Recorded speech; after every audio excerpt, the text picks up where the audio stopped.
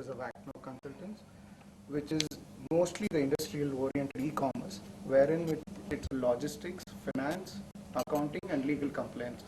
So it takes care of a complete updating all the things, but now people are used for mobile apps, so we have gone into the RBI rules ಏನಿರ್ಬೋದು, ಗೂಗಲ್ನವರು ಹೊಸ ಆ್ಯಪ್ನ ವೆಬ್ಸೈಟ್ನ ಏನು launch ಮಾಡ್ತಿದ್ದಾರೆ, SME ಸೆಕ್ಟರ್ಗೆ ಏನು ಇದರಿಂದ ಉಪಯೋಗ ಅನ್ನೋದನ್ನು ತಿಳ್ಕೊಳ್ಳೋಕ್ಕೋಸ್ಕರ ನಾವು ಇಲ್ಲಿ ಸೇರಿದ್ದೀವಿ. ನಾನು Prakash, honorary secretary Peenya industry association ಇಂದ.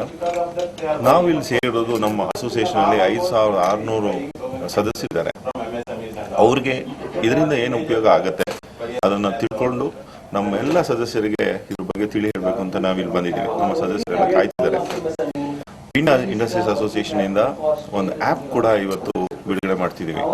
ಮೊಬೈಲ್ ಆ್ಯಪ್ ನಿಮ್ಗೆಲ್ಲರೂ ಗೊತ್ತಿದೆ, ಹೇಗೆ ಮೊಬೈಲ್ನಲ್ಲಿ ಆ್ಯಪ್ ಎಷ್ಟು ಎಫೆಕ್ಟಿವ್ ಆಗಿದೆ ಅಂತಂದ್ಬಿಟ್ಟು ಅದೇ ತಂತ್ರಜ್ಞಾನ ಉಪಯೋಗಿಸ್ಕೊಂಡು ನಮ್ಮ ಅಸೋಸಿಯೇಷನ್ ನಲ್ಲಿ ಎಲ್ಲ ಕೆಲಸ ಕಾರ್ಯಗಳು ಆನ್ ಡೈಲಿ ಬೇಸಿಸ್ ಅಲ್ಲಿ ನಮ್ಮ ಸದಸ್ಯರಿಗೆ ತಲುಪಬೇಕು. ಅವ್ರು ಮಾಡುವಂತ ಪ್ರಾಡಕ್ಟ್ಸ್ ಏನಿದೆ ಅದು ನಮ್ಮ ಇತರೆ ಸದಸ್ಯರಿಗೂ ತಲುಪಬೇಕು. ಅದು ಮೊಬೈಲ್ ಥ್ರೂ ಆಯಿತು ಅಂತಂದ್ರೆ ಅದು ಬಹಳಷ್ಟು ಬೇಗ ತಲುಪುತ್ತೆ ಅನ್ನೋದು ನಮ್ಮ ಅಭಿಪ್ರಾಯ.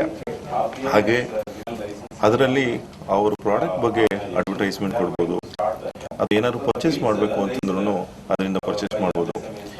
ಅದೇ ಆದಂಥ just message, good morning, good evening messages ಅಷ್ಟೇ ಅಲ್ಲ, ಇದು ಬಿಸ್ನೆಸ್ಗೆ ಓರಿಯೆಂಟೆಡ್ ಮೆಸೇಜಸ್ ಬರ್ತಿರುತ್ತೆ.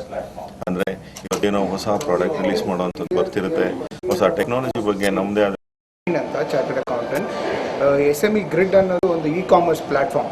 ಇದು ಮೇಯ್ನ್ ಆಗಿ MSMEನವ್ರಿಗೋಸ್ಕರ ಮಾಡಿರುವಂಥ ಇ-ಕಾಮರ್ಸ್ ಪ್ಲಾಟ್ಫಾರ್ಮ್.